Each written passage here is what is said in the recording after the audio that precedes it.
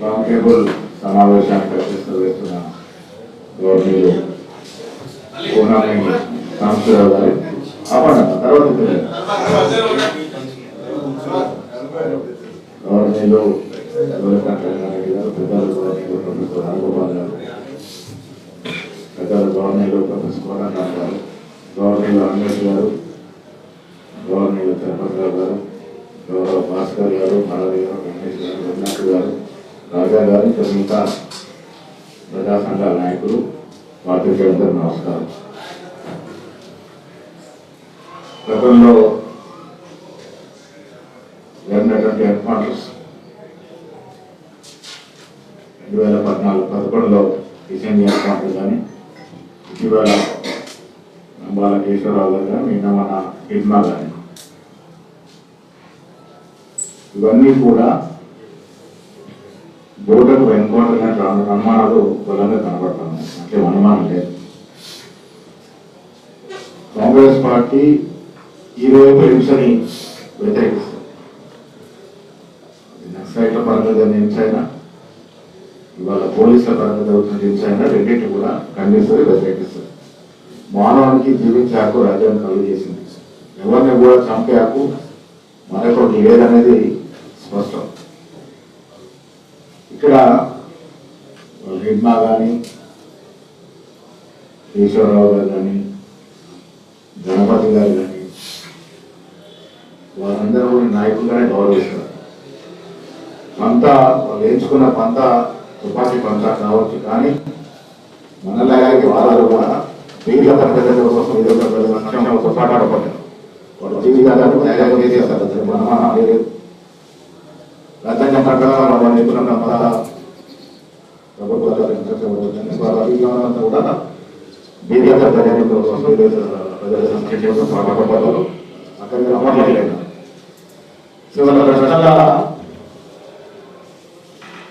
కేంద్ర ప్రభుత్వం elimination orders నిర్ణయించుకుంది.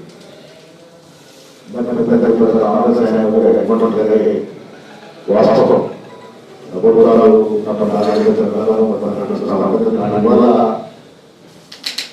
మేము ఎంచుకున్న పదార్థాలు మాట, వారు ఎంచుకున్న విధానాలను గడుపుతాము.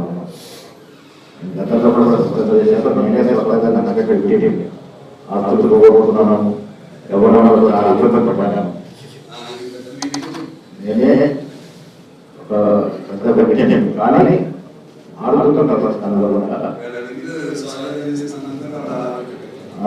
నష్టమైంది. చిన్నతనంలో ఉన్నప్పుడు నష్టమైంది.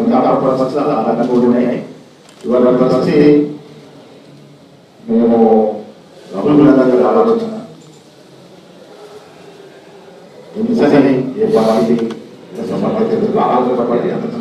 దాని వల్ల ఏంటంటే ప్రభుత్వం పూర్తిగా దురదృష్టకరమైననే నేను కళాకారులు మాట్లాడాను.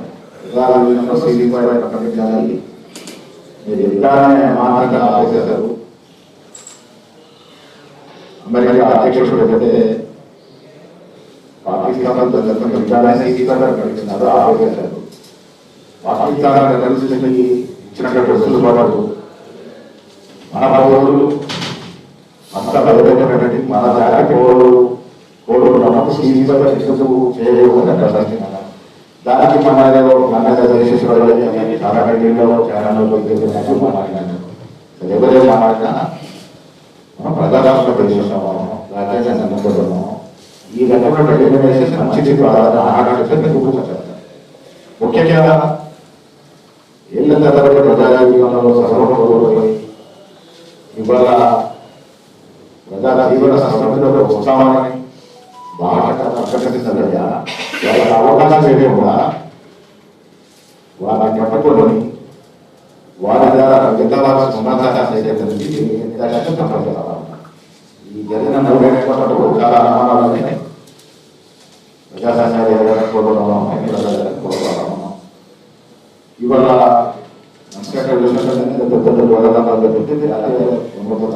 బీజేపీ ఓవరాల్ ఆర్ఎస్ఎస్ విధానాన్ని మాత్రం ఎదిరించడం అవుతుంది. ఇవాళ కేవలం అధికారాలను ఉండటానికి అధికారాలను ప్రభావితం పెట్టినటువంటి మోడీ అంశాలు అధికారాల కోసం దూరం అవుతారు. వీరు కూడా కార్పొరేట్ సంస్థలు పెట్టుబడి పనిచేస్తారు. ఈ ఎలిమినేషన్ నచ్చే కూడా అక్కడ ఒక నూతనమైనటువంటి విశేష రాజ్యం ఛత్తీస్గఢ్ జార్ఖండ్లో ఉన్నటువంటి అపారమైన అన్ని సంపదని కొంత కార్పొరేట్ సెక్రటరీ క్రమంలో ప్రజల తరఫున పోరాడినటువంటి నష్టని ఆ కార్యక్రమంలో జరుగుతున్న జాగ్రత్తటువంటి విషయం కోసం మనం చూసాం. ఎండలో వచ్చిన తర్వాత వివిధ పాశ్చాత్య దేశాల మాదిరి కార్పొరేట్ సెక్టర్ చెప్పుకుంటారు. ఎల్ఐసి సంస్థలు కూడా లాభపడినటువంటి ప్రభుత్వ సంస్థలు ప్రైవేట్ పరంగా చేస్తా ఉన్నాయి. వాళ్ళకి రావాల్సిందల్లా కార్పొరేట్ సెక్టర్ని వాళ్ళ తెలిసి ఇదొక కార్పొరేట్ దేశంగా మలుచుకోవాలనే ఉద్దేశంలోనే వాళ్ళ ఏకదారంగా కాంగ్రెస్ పార్టీ కమ్యూనిస్ట్ పార్టీ లెక్కల పార్టీ ప్రకటననే మతాన్ని ముందు తీసుకొచ్చి oriented parties social oriented parties అంతా కూడా వీళ్ళంతా చేయాలి. వర్గం ఉద్దేశంతో ఎంత దూరంలో పోతారు. దాదాపు కమ్యూనిస్ట్ పార్టీ కానీ కాంగ్రెస్ పార్టీ కానీ విద్యార్థులు కావాలన్నటువంటి పార్టీ కూడా సమూలంగా బీజేపీ చేయాలన్నటువంటి కార్యక్రమం బీజేపీ పార్టీ వాళ్ళ అనుభవ సంస్థలు లోతుగా బీహార్ మనం చూస్తాం. నేను ప్రత్యక్ష రవళంగా పెట్టిపోయాను. నేను మా పట్టిగారు ఉన్నటువంటి పిల్లలను చూస్తే అంత స్వీట్గా అంత పెద్ద జనాలు వచ్చారు. తీరగానే ఎన్నికల్లో అత్యధిక వెళ్ళాలంటే సరిగ్గా ఎస్ఐ కూడా ఎస్సీ ఎస్టీ బీసీ మైనారిటీ ఎవరైతే ఏ ఓటు బీజేపీకి పడగలరు కూడా ఆ ఓటు తొలగించారు. తద్వారా మళ్ళీ అధికారులు రాగలిగినారు. మహారాష్ట్రలో అదే చేశారు, హర్యానా అదే చేశారు, గుజరాత్ అదే చేశారు, ఇవాళ బీహార్లో చేశారు. ఎక్కడ కూడా సార్ రాబోతాము. పెద్దలు హరిగోపాల్ గారు ఓటు వేయాలంటే 4-5 రకాలుగా ప్రూఫ్స్ ఇవ్వాల్సిన పరిస్థితి వస్తుంది. 2014 ఎక్కడ ఓటు వేసాము, 2016 ఎక్కడ ఓటు వేసాము, 23 ఎక్కడ వేసాము, అవన్నీ ప్రూఫ్ ఇవ్వాలంట. సామాన్యుడు బీదవాడు ఎక్కడికే తీసుకొచ్చారు. రకరకాల కండిషన్లు పెట్టి మన భవిష్యత్తు మీదే మనకు అనుమానం కలిగే విధంగా కార్యక్రమం చేపడుతూ రేపో మాపో తెలంగాణ కూడా ఈ కార్యక్రమం వస్తుంది. సో ఇవాళ మతం పేరిట హిందుత్వం పేరిట భగవంతుడిని రాజకీయాలు లాగి వారు రాజకీయాలు చేస్తున్న ఈ తరుణంలో ప్రజలు ఇంకా వివరంతో బాగా చెప్పారు. ప్రజలు ఎందుకు ఆలోచిస్తున్నారో మనకు అర్థమవుతుంది. పౌర సమాజం అంతా మాకెందుకు పట్టింది అనుకుంటే ఇది ఇక్కడతో ఆగిపోదు. మనం వచ్చే తరాలకి మన తర్వాత జనరేషన్స్ అంటే బలాన్ని కలుగుతారు. బీజేపీ పార్టీ అవలంబిస్తున్నటువంటి పార్టీ విధానం మనం ఇక్కడ ప్రజలు బలపరుస్తుపోతే భవిష్యత్తులో అది వచ్చే తరాలకి చాలా పెద్ద ఎత్తున విఘాతం కలిసిన అవకాశం ఉన్నది. పూర్తిగా సామ్రాజ్యవాదం వైపు అడుగులు పడతా ఉన్నాయి. కేవలం కార్పొరేట్ సెక్టర్నే పొంచి పోషించే రకంగా వారు చేస్తా ఉన్నారు. దాంట్లో బాగా ఇవాళ నిర్దాక్షిణ్యంగా ఎన్కౌంటర్ జరుగుతూ ఉన్నాయి. పెద్దలు చెప్పారు రమేష్ గారు ఫలానా డేటు వారికి పంతొమ్మిది ఇస్తామంటే దాంట్లో మర్మం అర్థమవుతూ ఉంటున్నారు. నేను బండి సంజయ్ కూడా అదే మాట మాట్లాడడం జరిగింది. నిజంగా ఎన్కౌంటర్ జరిగి పోలీస్ శాఖ వాళ్ళకి వాళ్ళకి దాని అర్థమైనదంటే కొంతవరకు మనం అర్థం చేసుకోవచ్చు. కానీ ఇవన్నీ చూస్తూ ఉంటే ఎక్కడో దొరకబట్టుకొని ఏదో మార్గంలో వారిని అరెస్ట్ చేసుకొని లోపాయకారిగా పగడబందిగా దాన్ని ఇంప్లిమెంట్ చేస్తూ ఉన్నారు. దీన్ని కాంగ్రెస్ పార్టీ ఖండిస్తుంది. కాంగ్రెస్ పార్టీ సిద్ధాంతం మరొకసారి స్పష్టం చేస్తా ఉన్నా. ఇరువైపుల హింసని మేము ఖండిస్తా ఉన్నాం.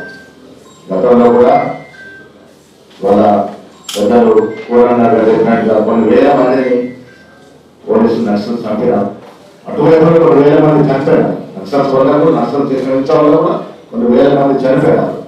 కొంత మొదట్లో ఉద్యమం సాధ్యత జరిగిన తర్వాత కొంతమంది ఎలిమెంట్స్ చేరి వ్యక్తిగత దాడులు కూడా జరిగినట్టు సందర్భాలు ఉన్నాయి. ఏది ఏమైనా ఇరువైపుల హింసని మనం వ్యతిరేకిస్తాం.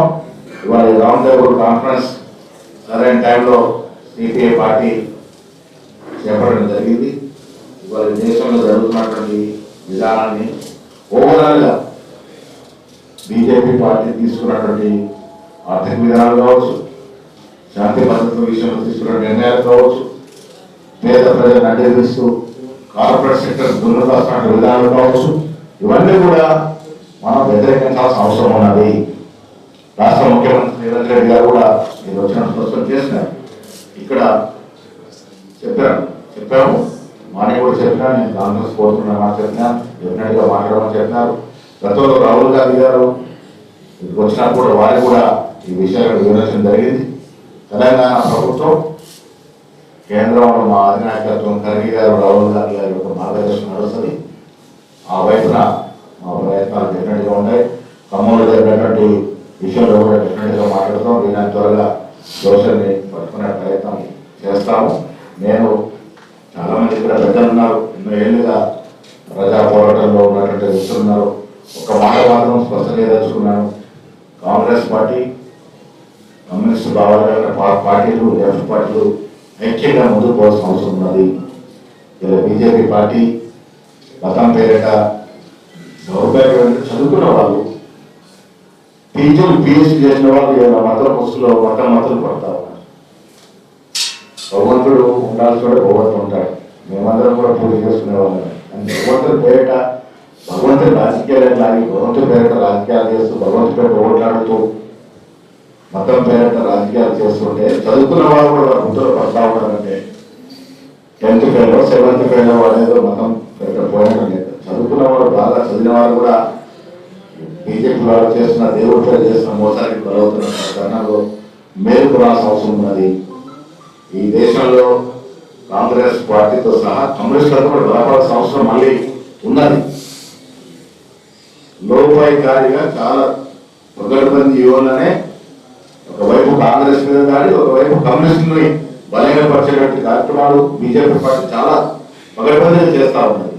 ఈ తరుణంలో మనం ఏకం కావాల్సిన అవసరం ఉన్నది. ఈ దేశ భవిష్యత్తు కోసం ఆలోచించేటటువంటి పార్టీలంతా కూడా ఏకమై ఈ ఫాసిస్ట్ విధానాలు అవలసిన బీజేపీని మూకుమ్మడిగా ఎదుర్కోవాలి. మన భవిష్యత్ తరాలు ఇంత గొప్ప ప్రజాస్వామ్య దేశంలో మనుగడ సాధించాలంటే మనం అంతా కూడా ఏకమే బలపడాల్సిన అవసరం ఉందనే మాట చెప్తూ, ఈ జరుగుతున్న ఎన్కౌంటర్లో దీని మీద నిజాయితీగా సంస్థలు విచారణ జరపాల్సిన అవసరం ఉన్నది. దానికి పెద్దలు పూర్ణంగా తీసుకున్నటువంటి నిర్ణయాలు కూడా నేను బలపరుస్తూ సెలవు తీసుకుంటాను.